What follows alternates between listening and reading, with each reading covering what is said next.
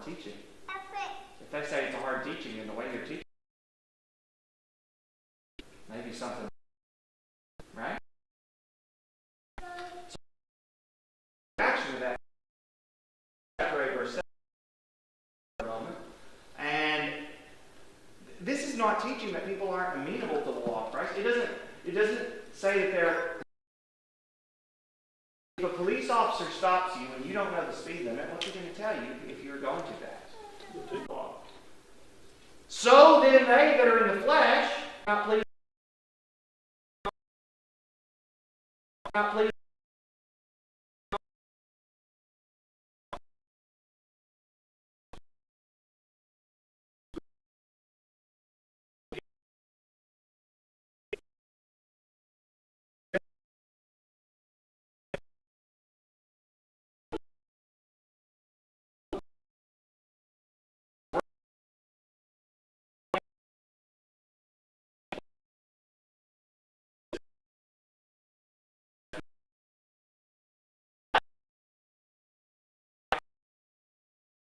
I cannot earn my salvation. I cannot earn my way into heaven, because once we say this, when you become a Christian, you are no longer a sinner. Does that mean you never sin?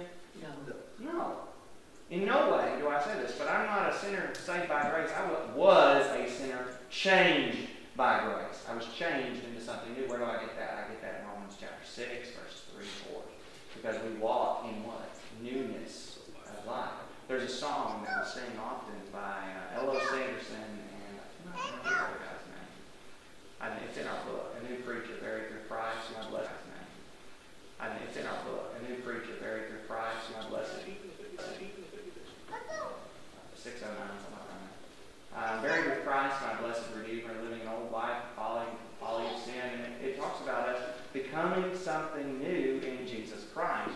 So if Christ is in me, I'm not a sinner anymore. I don't want to identify myself as a sinner, because I am taking away from what Jesus did for me.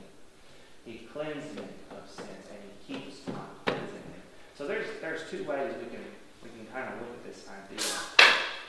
I'm going to go ahead and tell you. One of them is Calvinism, and one of them is doctrine, or the doctrine of Christ. So let's look at the Calvinist idea, which is that Jesus cleanses all of my sins, past, present, and future, when I become a Christian. So what's the problem with that? If He cleanses all my sins, past, present, and future, is that what the Scriptures teach? Bob, is it? What? Did you hear my question? No, I think I did. Let me ask it again. Does Jesus cleanse our sins, past, present, and future, at the moment that I'm saved? He cleanses our sins. He cleanses our sins, but does He cleanse our future sins the moment I'm saved? No, we're repentant. What does 1 John chapter 1 say? It says that when I walk in the light, He is faithful and just to keep on cleansing me. Why does He have to keep on cleansing me if He cleansed me all the way before?